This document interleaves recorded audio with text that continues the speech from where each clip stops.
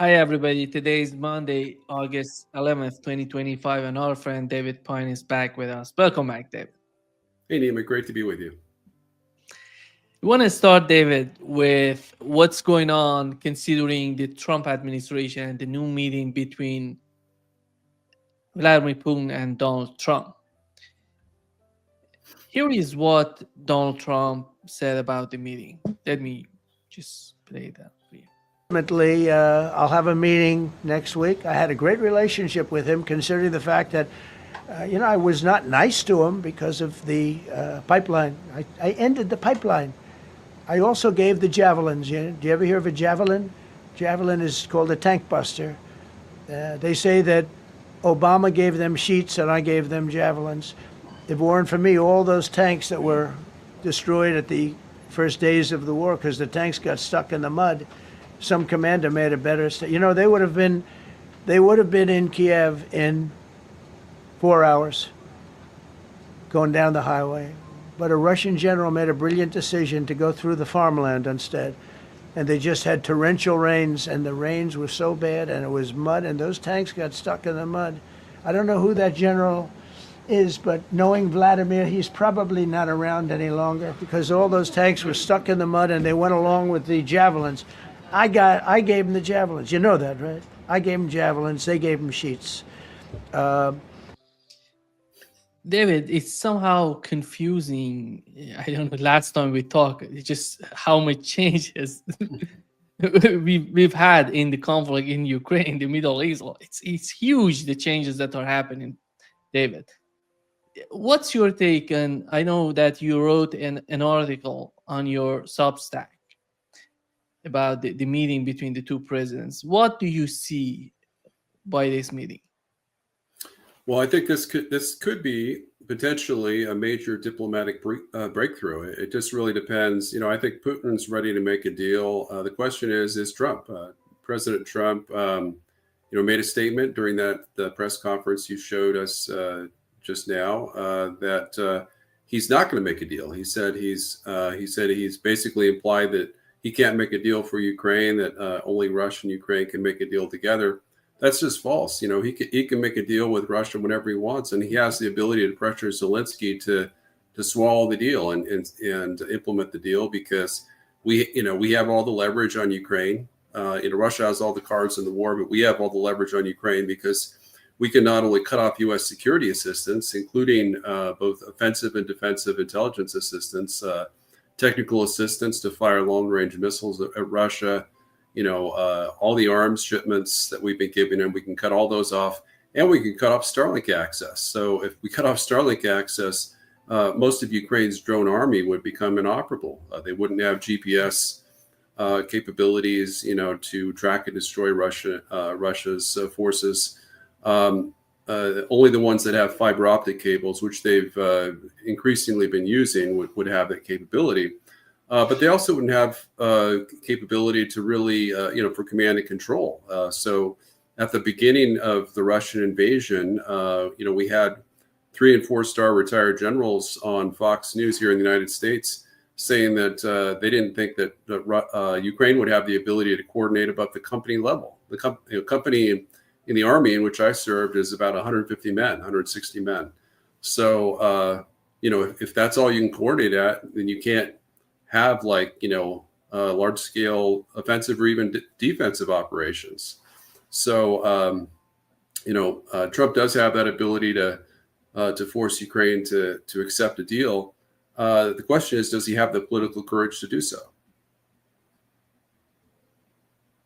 It doesn't seem that Europe is that much happy about Donald Trump, and he's willing to talk. But when we look at the pressure, it seems that Donald Trump is making this move out of the pressure on him because he made this statement that he's going to put an end to the conflict as soon as possible. Let's put it that way, not 24 hours. It's been more than 6 months of the conflict, and recently Europeans altogether bought weapons from the United States to send to Ukraine. And what's somehow amazing to me that Donald Trump himself said that they're going to buy weapons to send it to Ukraine. We're not going to pay for that. Europeans going to pay for that and send them to Ukraine to continue the fight against Russia. And oh, look at Witkoff, Steve Witkoff, I was so much hopeful that he's going to do something because he was on a right track to make something. But he suddenly disappeared from the scene. We see the United States attacking, not the United States, sorry, Ukraine attacking Russia, then Israel attacking Iran. No talk, nothing diplomatic, and you see Steve Witkoff coming back. And he, before leaving, he led all the negotiation in the hand of Ukrainians. How you can imagine that all of a sudden you can put pressure on Zelensky, because you have to put pressure on the Zelensky administration little by little, gradually. You cannot just suddenly it's all done. We have to do something. Your take on the attitude, and how does Russia perceive that, in your opinion? Well, I think Russia has not perceived Trump as being serious. Trump did seem serious at the first 3 months of his administration. He did made a lot of he even cut off Ukraine military assistance and offensive intelligence assistance for a 7-day period. Before that was from March 4th to March 11th.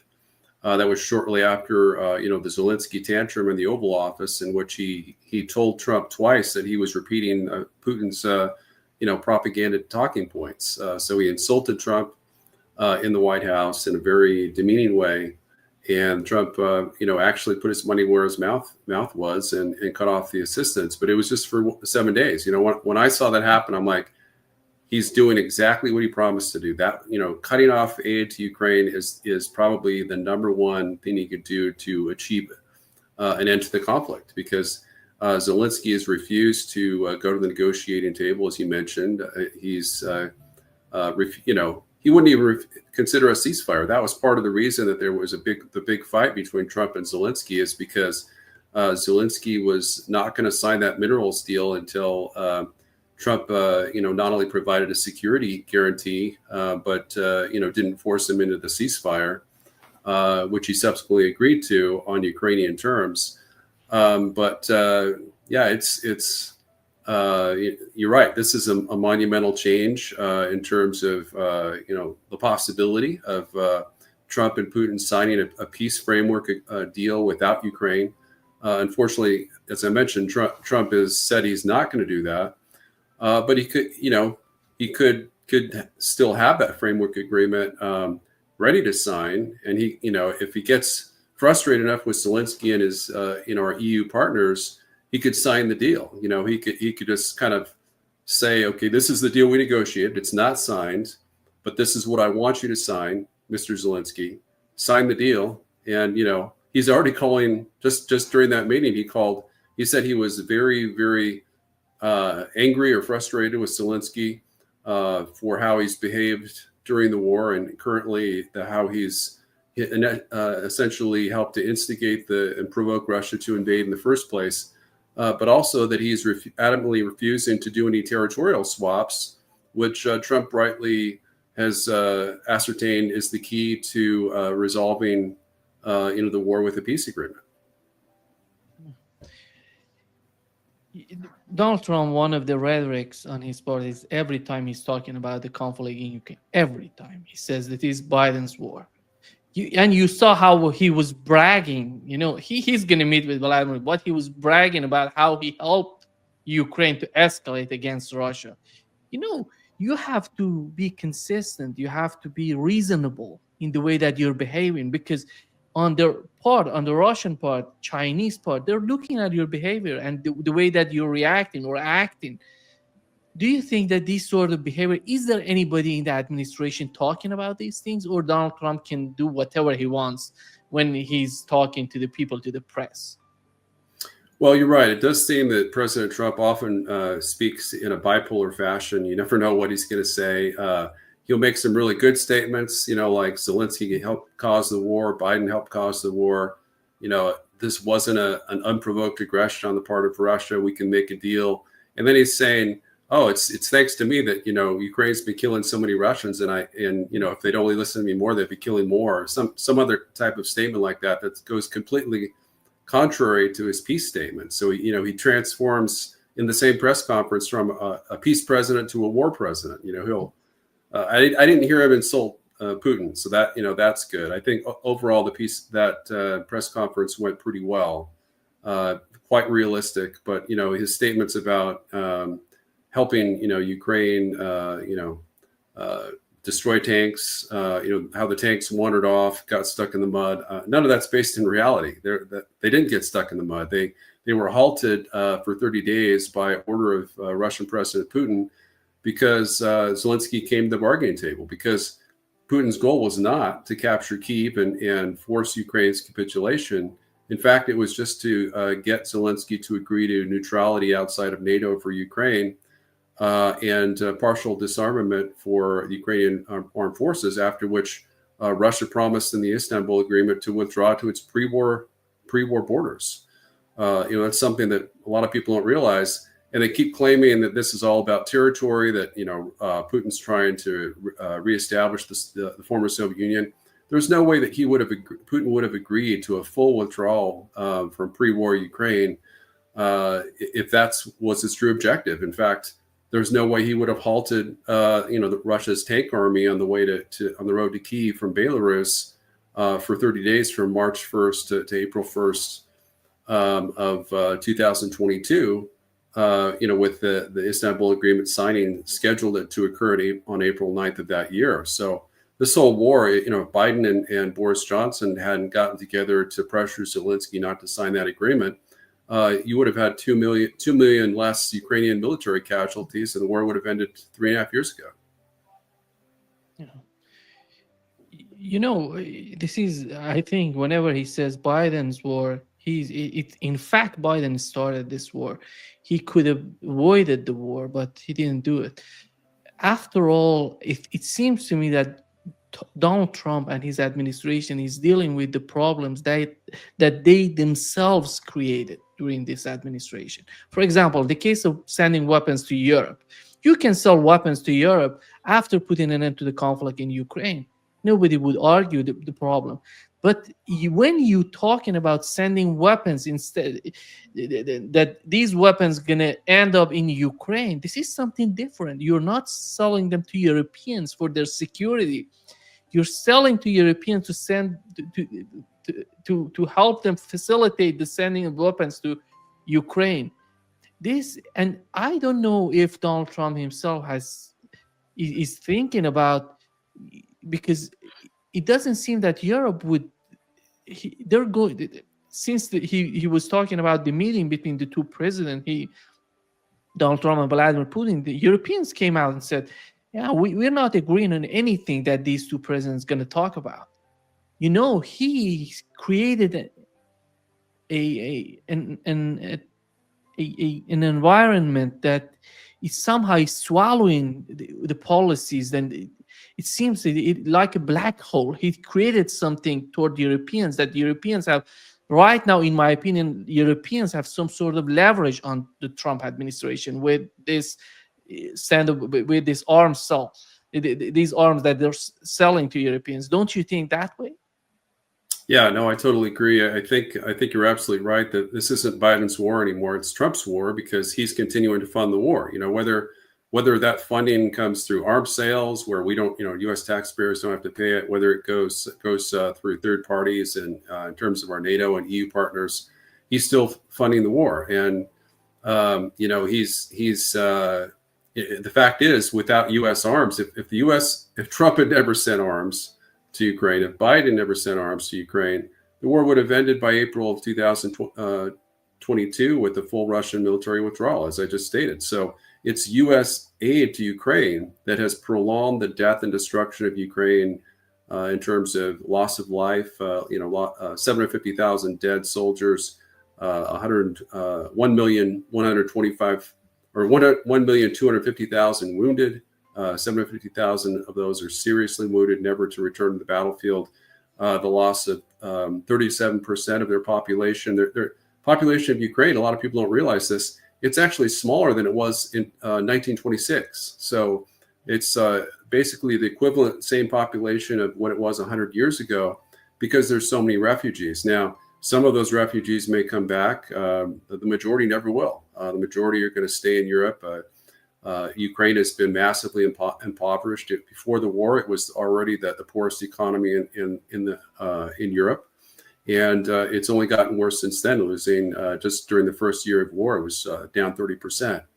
And they've lost a fifth of their territory. And it looks like, there's potential to lose a lot more if Zelensky doesn't sign a deal pretty soon, because the Russians are on the march and on the verge of taking Petrovsk and, finishing the job in the Donetsk region, whether Ukraine agrees to give up that region to Russia or not. So, Ukraine's on the ropes. Russian victory is guaranteed.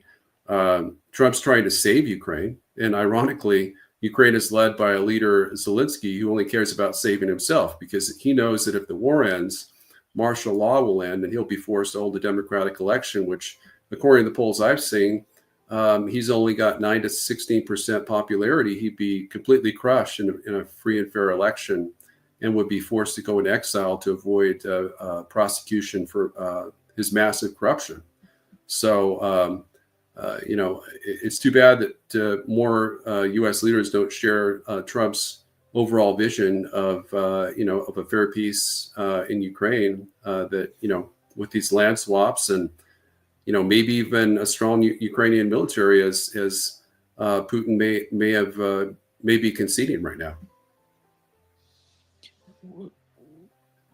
You talk about the confrontation between Donald Trump and Zelensky in Washington, and we know that Zelensky somehow he's sending a lot of messages these days, yesterday and today, that he's not agreeing on anything, that they're not part of the talks and all of that. Who's, in your opinion, who's supporting, and how in the world the country that is receiving everything from the United States is able to go against the policy in Washington? Who's supporting Zelensky, in your opinion? Well, obviously the EU, primarily Britain, France, Italy, and Germany and Poland. Those five countries, those are the kind of the big five in the EU that are supporting Zelensky to the hilt, without question. I mean, the Polish president, I think, he spoke positively about the reported details of the Putin-Trump peace framework, but then Starmer got to him. Starmer's kind of the number one. He's like the biggest warmonger of the five. I think Merz is probably a close second place. Those two, I think, would like nothing more than to have World War III with Russia and have Europe invaded and be war leaders. So they're pretty irrational. Macron's not far behind. Meloni, sadly, she bills herself as a conservative, but she's when it comes to foreign policy, she's marching to the left globalist war drums. So those are, I think Zelensky feels that as long as he can maintain EU support, military aid support, and financial support, he can stand up to Trump, and they can present a united front. So I think President Trump needs to get tough not only with Zelensky. He needs to resume his maximum pressure campaign to get Zelensky to make some kind of concessions, because the sad truth is, in 6.5, almost 7 months of the Trump presidency, President Trump has failed to get Zelensky to make even the most minor concession on the road to peace with Russia. I mean, a 30-day ceasefire on Ukrainian terms is not a concession towards peace. When I talk about a concession, I mean ceding Crimea, for example. I mean that would be a step forward. Agreeing to some kind of territorial compromise with Russia, agreeing to some kind of disarmament measure for the Ukrainian military, trying to meet the Russians halfway, as Zelensky was very, very willing to do with the Istanbul Agreement, which most people don't realize was based on Ukrainian counteroffer to Russia's peace terms. So it was actually mostly written by Ukraine, not Russia. So it should still be acceptable to Ukraine. The only areas that remained in dispute were exactly how many weapons and what type and what ranges that Ukraine's post-war military would have, as well as their composition in terms of numbers. But pretty much anywhere within those ranges, other than probably weapons range, would be within the realm of acceptability by the Russian Federation. So, as Steve Witkoff stated, as you mentioned, he stated that we should use the Istanbul Agreement as the basis for a final peace deal, a comprehensive peace agreement between Russia and Ukraine. I think the problem with Steve Witkoff that they made him somehow that it's difficult to believe him, because every time he comes out and he tries to be closer to the rhetoric in Washington, he has to contradict himself, because he has to change his point, and that is problematic. In the Middle East as well, he did the same. But David, when you look at the escalation, we, for the first time in the conflict in Ukraine, we've heard Donald Trump talking about nuclear subs to go closer to Russia. This was huge when he was talking about it. And he's sending nukes back to Europe, to the United Kingdom as well. I think looking at Russia and just watching what's going on, just to answer Medvedev, he's the former president of Russia. He's important. He's an important official in Russia. But to go to that extent, that far to respond to him is somehow outrageous, unbelievable. Do you think that the Russian part would say that this is Donald Trump, let's assume he's doing his sort of behavior, or they're gonna take it seriously? Yeah, I mean, I agree with you. I think that former Russian President Dmitry Medvedev, he's the deputy chairman of the Russian National Security Council. We don't really have the equivalent of that, but essentially he's the equivalent of a cabinet head in the U.S. administration. So he's not really in a position to call the shots. Sometimes he represents Putin's opinions, and oftentimes he likely doesn't. So they kind of play a good cop, bad cop. President Putin always talks in very rational and realistic and restrained terms.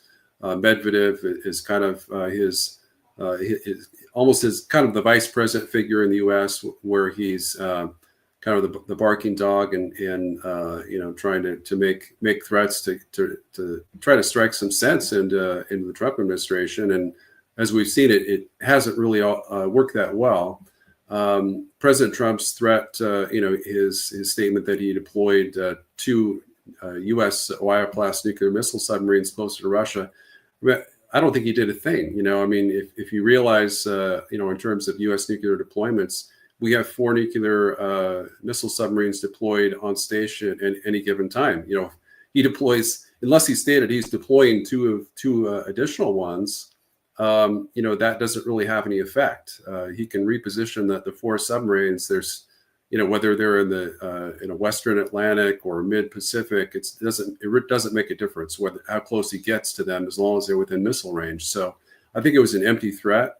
I think the Russians realized it was an empty threat. It was a bluff.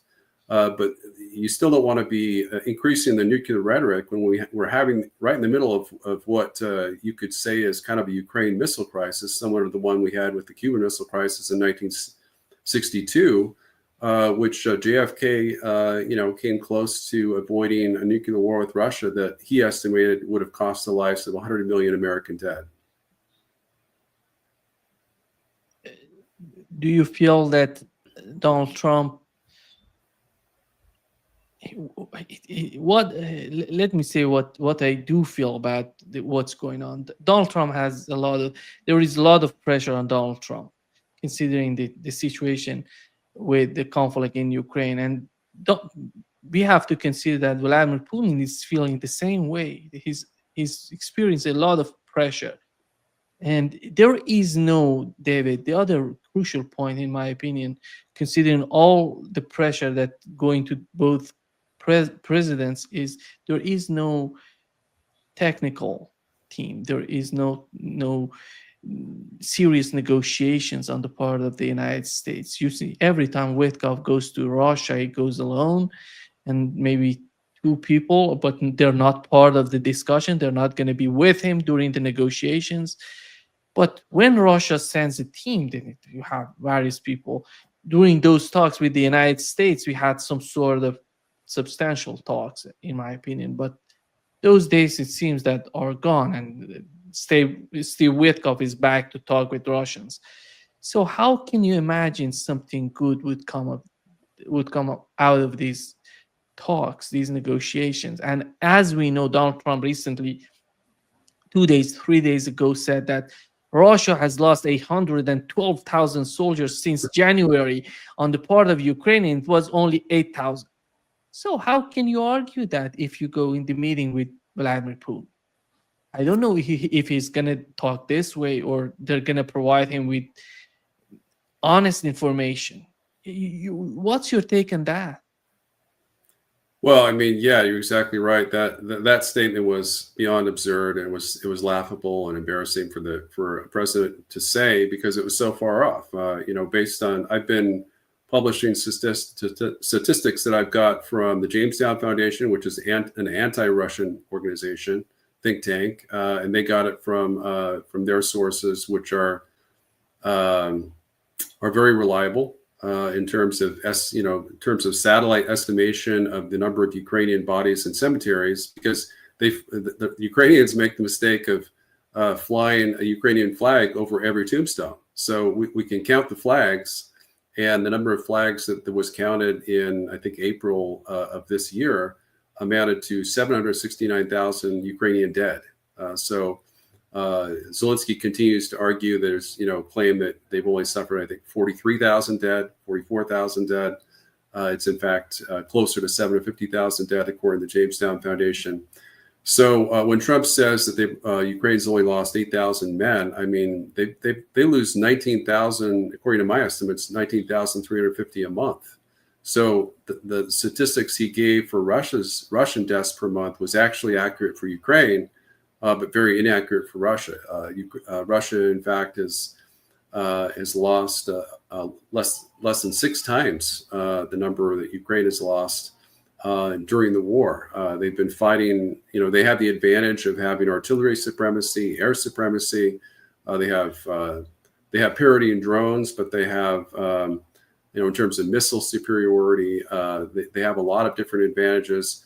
They have nearly twice as many troops in Ukraine, with about at least 150,000 reserves on Ukraine's borders, as are going to be deployed, according to NATO estimates, in Belarus in mid-September, where they'll be in a position to invade Kyiv once again and occupy the Kyiv region, perhaps partially or fully, encircling the Ukrainian capital.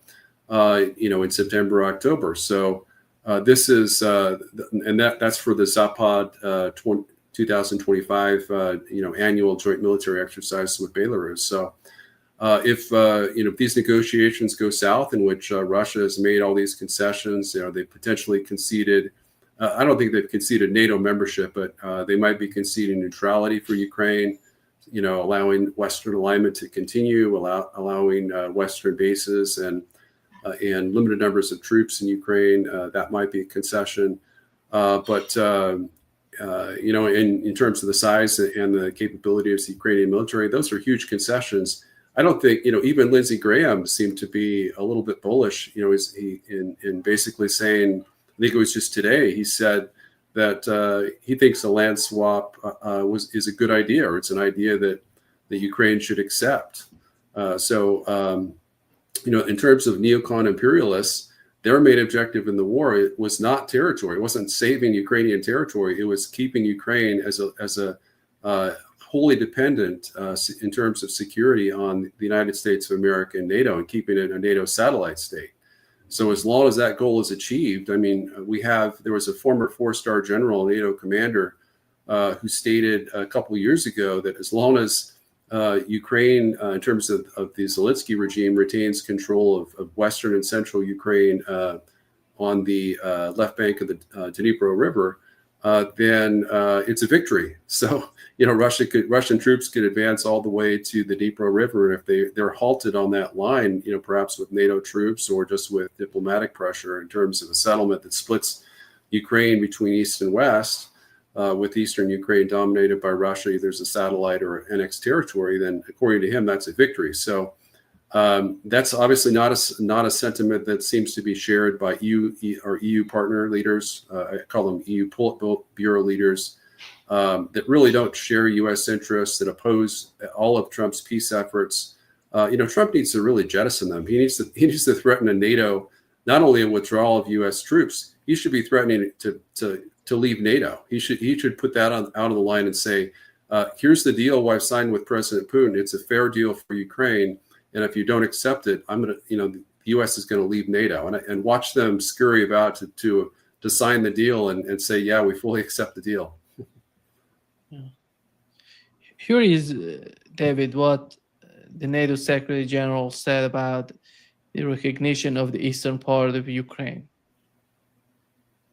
Important aspect here when it comes to this whole issue of territory, when it comes to acknowledging, for example, maybe in a future deal that Russia is controlling de facto, factually, some of the territory of Ukraine, it has to be a factual recognition and not a political de jure recognition. And we all remember that Lithuania, Estonia and Latvia had embassies in Washington between 1940 and 1991. Acknowledging Soviet Union, yes, controlling that territory, but never in terms of legally accepting that fact. So, your take on that, is Russia going to agree in such terms that the NATO Secretary General is talking about? Well, if you read the terms of this reported deal, basically Russia is asking for the U.S. and the EU or NATO partner states to recognize the Russian annexation of Crimea and basically the Donetsk and Luhansk People's Republics, which constitute about 30% of the Donbass region. And basically recognize de facto Russian control over the rest. And I think that's a fair deal. I mean, that's 7% of Ukrainian territory that we would be recognizing as annexed by Russia, whereas they control about 19% total. So the other 12% would be in kind of a limbo status. And there's nothing wrong with that. As long as we, have some kind of, Korean-style armistice agreement that ends the fighting for good, I'm fine with that. I actually proposed that in September 2022 in one of my national interest articles. So I think that's a deal that Putin would accept. He might even accept non-recognition of the annexation of that 30% of the Donbass region, and just go with Crimea as he has before. So I think those are negotiable items. Again, the EU is you may or not be aware of that the EU leaders and Zelensky just finished a phone call with President Trump that ended at just as our interviews began here today at 4 p.m. Eastern. That's when their 2-hour call finished, because EU leaders and Zelensky are trying every way to get Trump to commit not to sign a deal, not to give up territory for Ukraine without Ukrainian participation, and Trump just needs to hold the line and say, I'm going to do what's best for America and what's best for world peace, and I'm not going to listen to you guys anymore if it conflicts with those two principal objectives. We had Donald Trump cutting a deal between Azerbaijan and Armenia. Again, it's in my opinion, it's all about Russia again. What do you feel about the policy in South Caucasus and the way that Donald Trump is somehow trying to get there? He wants the United States to be there. Is that beneficial, in your opinion, to the conflict between the United States and Russia? Well, since the end of World War II, the U.S. has basically claimed the entire world, minus the communist-controlled regions in, Eastern Europe, Russia, and China, as our sphere of influence. So our sphere of influence, we don't agree to other countries having spheres of influence. We can't agree to Russia having a sphere of influence over the former Soviet Union, or China having a sphere of influence over Southeast Asia or Mongolia or Taiwan or the South China Sea. But we essentially claim most of the world as our sphere of influence, and that's kind of what this comes across as. I applaud President Trump for any efforts he can give to sign peace agreements, to encourage even Armenia and Azerbaijan to come to a peace deal. Obviously, Azerbaijan has just ethnically cleansed the Armenians from the disputed area of Nagorno-Karabakh. I think 180,000 Armenians, Christians, and that was a dastardly deed, and this peace deal doesn't really address that. So I feel like a lot of it was just this whole kind of peace deal with him in the center. This was really symbolic, and yes, I do think it may constitute an effort on the part of the Trump administration to increase its influence in both countries. I don't think it's mainly directed against Russia, although obviously Armenia is a member of the Collective Security Treaty Organization, outgoing because President Putin, for reasons we can only speculate, failed to come to his the aid of his ally when Armenia was being attacked by Azerbaijan, likely because Azerbaijan is a richer oil producing country that Russia wants to have good relations with. But there's rumors that there's some kind of effort on the part of the United States to create a corridor that could threaten northwestern Iran. So I think it's more directed against Iran than against the Russian Federation. David, before wrapping up the session, how do you feel the conflict in the Middle East? Are we going to see new confrontations between Iran and Israel? Is that possible that Donald Trump gives the green light again to start a new conflict, which we know how did it end? But your take on that?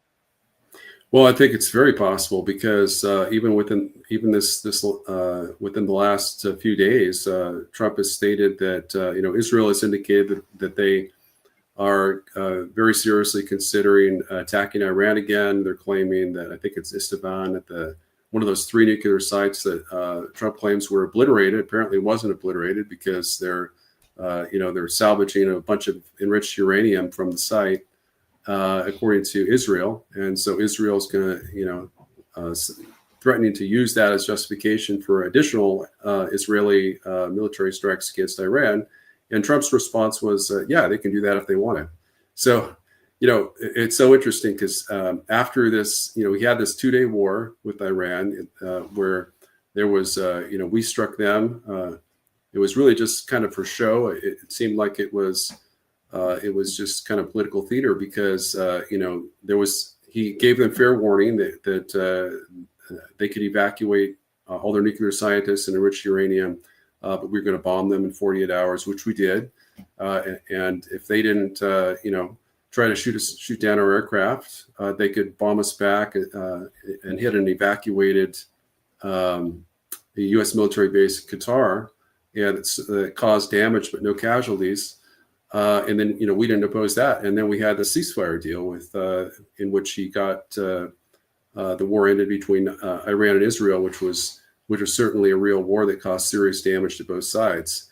So but then within a couple days after that, he posted a post on Truth Social, which he said that he had accomplished what no one else could do, which was to end the war that he started, that no one else would allow to be started in terms of a former president. Claimed credit for that and said he wanted that to be part of his transformational legacy as a peace president.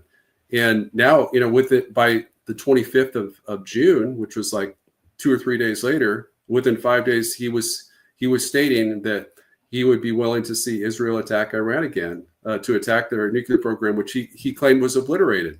So you have basically some very incoherent statements coming out of the President of the United States. It's unbelievable. I think that China is just feeling so comfortable, David. Just because Donald Trump is busy all over the map. That's right. They don't yeah, it's, Yeah, China's the big winner. China's the big winner. Yeah. They smile and laugh. I can see President Xi laughing every time that Trump bombs Iran or threatens to send Tomahawk missiles to threaten Russia. He's like, Russia's just going to take Russia and Iran are just going to team up and destroy the U.S. and then we won't have to worry about the U.S. We can take over Taiwan or whatever other countries we want, or just simply say that they have to accept Chinese dominance. They won't actually invade other countries, but Taiwan, they'll just realize that they have no choice because China will be the sole surviving superpower along with their Russian ally. Yeah. Thank you so much, David, for being with us today. Great pleasure as always. Thanks, Nima. It's always a pleasure to be with you as well. See you soon. Bye-bye. See you. Take care.